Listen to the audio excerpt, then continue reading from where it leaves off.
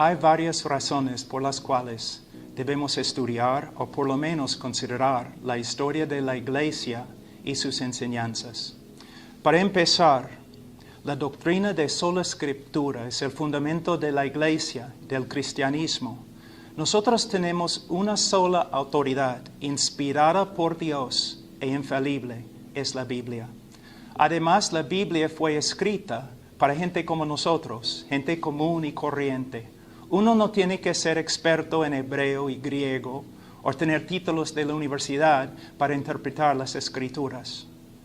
Sin embargo, aunque las Escrituras son inspiradas, esto no significa que nuestras interpretaciones sean inspiradas. Nosotros somos capaces de cometer errores, pequeños y grandes.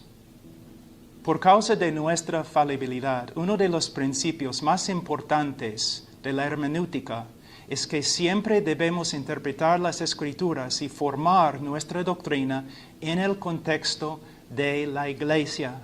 O en otras palabras, después de interpretar un texto en su contexto gramático e histórico, debemos comparar nuestras conclusiones con las conclusiones de otros creyentes que han vivido a través de la historia de la Iglesia. Si todos los grandes eruditos y predicadores están de acuerdo entre sí, pero no están de acuerdo con nosotros, entonces, ¿quién probablemente está equivocado? Segundo, si después de interpretar un texto o formar una doctrina no consultamos con nadie, no solamente es el colmo de la arrogancia, sino también es muy peligroso. ¿Cómo sabemos que tenemos razón? Debemos darnos cuenta que así empezaron muchas sectas que tenemos en el día de hoy.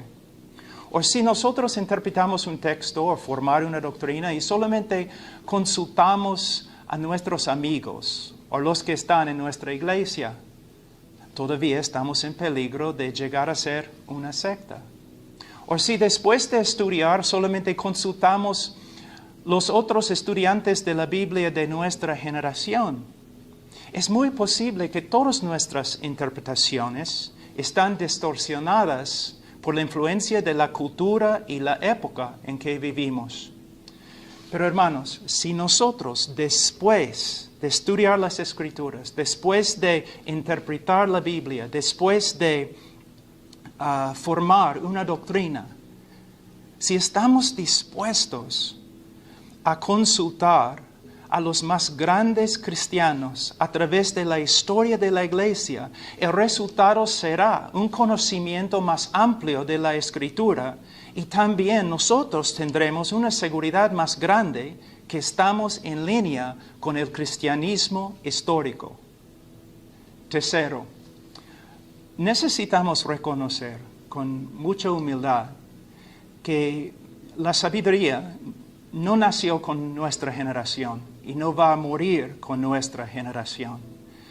A través de los siglos de la Iglesia ha habido eruditos, hombres expertos en las Escrituras, de las cuales nosotros podemos aprender mucho. Hombres que eran expertos en griego y hebreo, expertos en la historia de la Iglesia, en la teología sistemática, hombres que dedicaron toda su vida al estudio de las Escrituras. Sería una pérdida muy grande despreciar su labor. Hay un dicho que advierte que no es necesario y no es bueno reinventar la rueda. De la misma forma, podemos aprender mucho de la Iglesia histórica y podemos evitar repetir los mismos errores. Cuarto, he escuchado a algunos hombres que creen firmemente que no debemos leer ningún libro aparte de las Escrituras.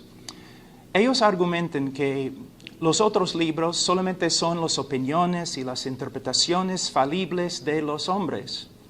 Pero si nosotros tomamos por cierto lo que ellos están diciendo, los que están en contra de los libros, entonces tampoco podemos escuchar sus enseñanzas y sus prédicas, porque igualmente son hombres falibles que están interpretando las Escrituras.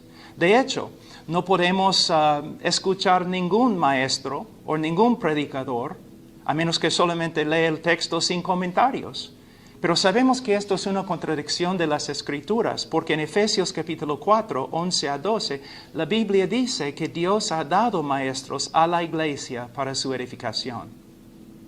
En conclusión, como siempre debemos mantener un equilibrio. Debemos estudiar la Biblia por lo que es. No es la palabra del hombre, sino la misma palabra de Dios.